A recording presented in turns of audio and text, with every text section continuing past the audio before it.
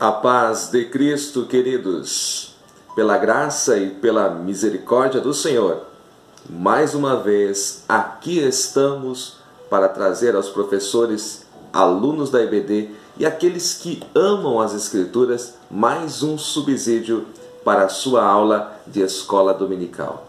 Nós estamos neste terceiro trimestre de 2018 estudando adoração, santidade e serviço, os princípios de Deus para a sua igreja em Levítico. Se você ainda não é inscrito no nosso canal, inscreva-se, acione o sininho para que você receba em primeira mão as notificações dos vídeos que nós postarmos aqui. Hoje nós falaremos a respeito da lição de número 4, a função social dos sacerdotes. Se você quer nos ajudar a espalhar a palavra de Deus, não deixe de dar o seu joinha e compartilhar os nossos vídeos nas suas redes sociais. A função social dos sacerdotes. O nosso textuário ele está em Lucas, Evangelho de Lucas, capítulo 5, e o versículo 14, que diz: E Jesus ordenou-lhe que a ninguém o dissesse, mas disse-lhe: Vai, mostra-te ao sacerdote e oferece pela tua purificação o que Moisés determinou para que lhe sirva de testemunho. Verdade prática. As funções do sacerdote iam além da liturgia. Sua principal obrigação era zelar pela santidade e pureza do povo de Deus. A nossa leitura bíblica em classe está em Levítico, capítulo de número 13 e os versículos 1 ao 6.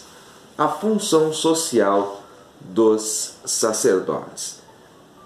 Para nós entendermos a profundidade desse tema, é necessário nós voltarmos, queridos, ao início de tudo. Eu sempre gosto, nos meus ensinos, nos meus subsídios, de voltar ao princípio das coisas. Quando você volta aos primeiros capítulos da Bíblia, você entende como era o projeto original, o propósito original de Deus. Nesta lição não é diferente. Antes de falarmos das funções sociais dos sacerdotes, é necessário nós falarmos um pouquinho a respeito do reino de Deus. Este é o plano original do Criador, o reino de Deus. Nós só poderemos entender os aspectos sociais dos sacerdotes se entendermos o propósito original. Então note que Deus não criou uma denominação, mas Deus criou sim um reino. Deus não criou uma entidade religiosa. Deus criou o mundo. Deus criou os céus, a terra, o espaço sideral. Tudo que existe é obra do Criador, do Senhor Jeová. Quando Deus criou todas as coisas, Ele entregou o domínio ao homem para que éste administrasse como mordomo sobre as coisas que Ele havia criado. Então é muito importante e fundamental nós entendermos que o plano original do Senhor era implantar o seu reino, trazer o céu à terra. Este era e ainda é o plano original do nosso Senhor. Então Deus criou um reino. Tudo que existe pertence ao Senhor. E o homem que Ele criou como coroa da criação tinha a missão de liderar, de fazer a mordomia, de administrar esse reino que o Senhor criou. Então é muito importante que você, professor, aluno, entenda que o reino envolve aspectos como comunhão, famílias, vida coletiva, trabalho, educação, cultura, saúde, diversão, justiça, acolhimento e outros. Entendendo as coisas desta maneira, nós vamos sair daquela religiosidade comum que temos que é aquilo que nós às vezes colocamos como primordial. Nós acabamos parando a nossa vida em torno daquilo que fazemos na nossa denominação, dentro de nossos templos, quando na verdade nós fomos chamados para estabelecer o reino de Deus na face da terra. Quando nós falamos de reino, envolve estes aspectos que estão fora das quatro paredes do templo: família, vida coletiva, trabalho, educação, saúde, diversão, justiça. São aspectos do reino, e são nesses aspectos que a igreja precisa ser relevante. Mas o que isso, professor Márcio, tem a ver com a nossa lição de hoje, a função social dos sacerdotes?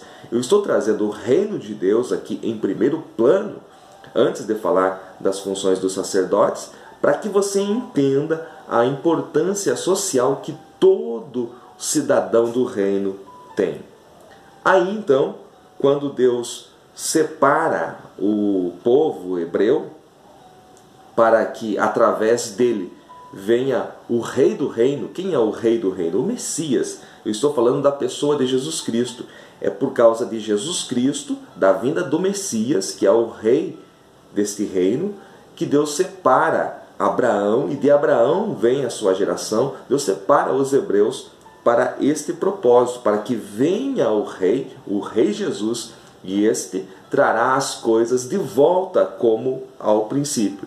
Então, ele designa para este reino os sacerdotes, para que eles preparem o povo este peculiar, para que deste povo venha o Messias. E os sacerdotes tinham a missão de cuidar deste povo, não somente de fazer uma liturgia dentro de um culto, mas também de cuidar deste povo. É por isso que os sacerdotes têm também essas funções que nós estudaremos nesta lição, as funções clínicas, sanitaristas e jurídicas. Vamos falar, seguindo aqui a ordem da nossa lição, no primeiro momento, das funções clínicas. A função clínica do sacerdote era necessária, pois não havia médico entre os hebreus. Então, eles saíram do Egito. No Egito, a ciência era muito evoluída. Lá já havia, naqueles tempos, universidades, já havia uma medicina evoluída entre os egípcios. Agora, o povo de Deus sai do Egito. Entre eles, não há esses recursos. Então, Deus precisava trazer a este povo algumas regras para que poupasse o povo de certas doenças, pois entre eles não havia médicos. No segundo momento, é importante nós notarmos também que o Senhor desejava romper a sequência genética de doenças adquiridas no Egito e de outras doenças transmissivas também que eles traziam do Egito. Deus queria purificar este povo também na sua saúde, não só no aspecto religioso, mas também na sua saúde. E a lepra era a pior doença da época. Eu falei de doenças genéticas, mas a lepra, ela não era genética, não vá confundir. Lepra não era genética, ela era sim uma doença contagiosa e não havia nenhum recurso para medicá-la. Então, assolava o Oriente, e Deus teve que trazer aqui no capítulo 13 de Levítico. Este é o principal capítulo da Bíblia a respeito da lepra. Deus traz a regulamentação, as regras concernentes ao leproso, a uma casa que estivesse com lepra e também a vestes que tivessem ali a suspeita de lepra. Algo importante que nós notamos na função clínica do sacerdote é que este sacerdote ele fazia o diagnóstico, porém ele não podia curar o leproso.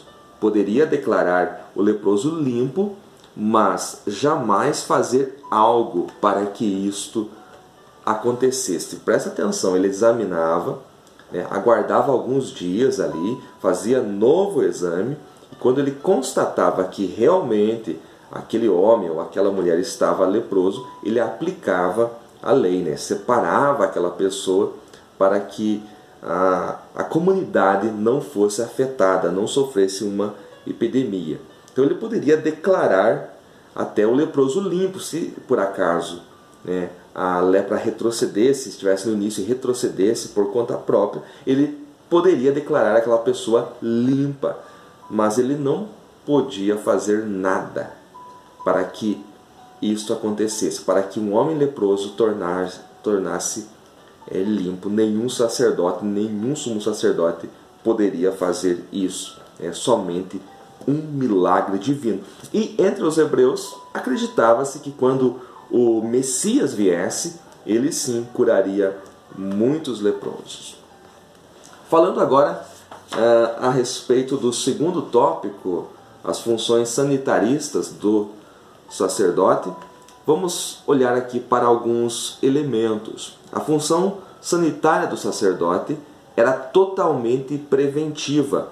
Procurava, então, evitar uma epidemia. Era por isso que ele tinha que agir desta forma sanitária. E na nossa lição há a definição a respeito de sanitarista. O sanitarista é um especialista em saúde pública. Sua função é basicamente preventiva. É aquele agente da saúde pública que passa na sua casa para ver se você está cuidando direitinho aí da sua casa, cuidando aí do seu quintal. Ele tem ali um caráter preventivo. Ele não veio remediar nada, mas ele está prevenindo uma epidemia que pode ser das mais diversas. Uma casa poderia ser interditada ou até mesmo demolida por causa de lepra. Então, se uma casa tivesse suspeita de lepra, o sacerdote precisava examinar esta casa e ela poderia ser interditada por um certo tempo. Então, a família tinha que se retirar desta casa, né, até que não houvesse lepra mais. E se persistisse, se continuasse a lepra, esta casa poderia até ser mesmo demolida. Com relação às vestes em que a lepra se tornasse resistente, deveriam ser queimadas para que não houvesse uma propagação da doença. Então você pode ver aí que eram regras duras, firmes, para que o povo de Deus fosse limpo. Mas além das funções clínicas e sanitárias, como está no nosso terceiro tópico, havia também as funções jurídicas do sacerdote. Então o sacerdote ele tinha que preservar, ele tinha que fazer com que a lei de Deus dada a Moisés fosse cumprida. Quais eram essas funções jurídicas? Por exemplo, proteção à família.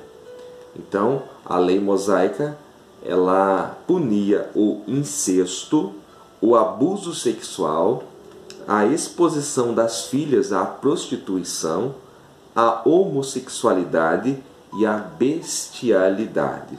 Então, tinha por objetivo a lei mosaica aqui proteger a família, né? Trazer aqui um padrão divino do reino de Deus para as famílias. Eles precisavam viver em família porque eles estavam esperando o Messias, e então eles deviam ser uma nação modelo para todo o mundo. As famílias de Israel deveriam ser famílias modelo, por isso que Deus não permitia incesto, abuso sexual, prostituição, homossexualidade e também a bestialidade. Proteção à propriedade privada, a lei de Moisés também preconizava, e o sacerdote tinha a função de cumprir esta lei. Como dono da terra, o Senhor poderia concedê-la a quem quisesse. Então, desde que esses mordomos da terra, a mantessem produtiva e respeitasse o seu descanso. O 7º ano, que era o ano do descanso, eles não poderiam plantar, porque era o ano que a terra precisava descansar. Lembre-se que o povo de Deus foi levado cativo porque não respeitou o descanso da terra. Deus sempre quis que o seu povo tivesse uma terra produtiva, mas é muito interessante você notar que já nesses dias existia a defesa da propriedade privada. É porque hoje, na atualidade, o comunismo que ronda aí a mídia, ele diz que todos devem ser dono de todas as coisas, o bem comum que eles falam aí, mas na verdade é um comunismo disfarçado. Deus já tinha estabelecido a propriedade privada, o direito dos cidadãos em Israel em exercer domínio sobre a terra. Outra função jurídica do sacerdote era a proteção à vida.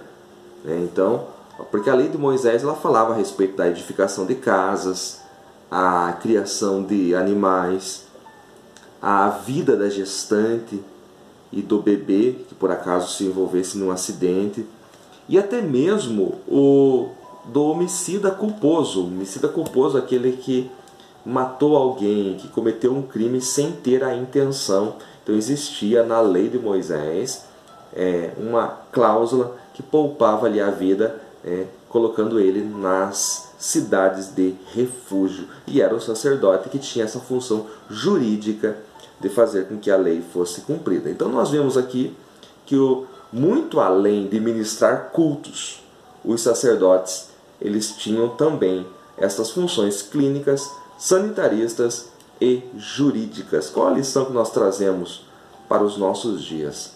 A nossa função não é frequentar um templo evangélico apenas. A nossa função não é nos enchermos de tantas atividades dentro dos nossos templos a ponto de não podermos mais ter uma vida social e não podermos mais ajudar a sociedade em aspectos relevantes. Nós, como corpo de Cristo, nós devemos ser luz no mundo.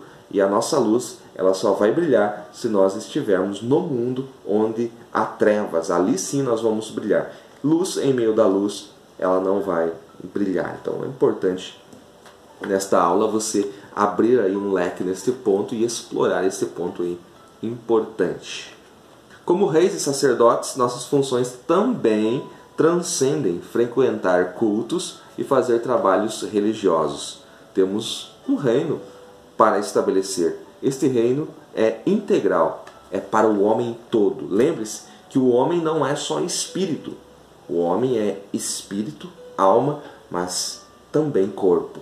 Então nós também precisamos pregar um evangelho total, um evangelho integral. Nós devemos ter, como reis e sacerdotes neotestamentários, nós devemos também exercer as nossas funções sociais. Se ainda não é inscrito no canal, inscreva-se. Que Deus abençoe a todos, em nome de Jesus.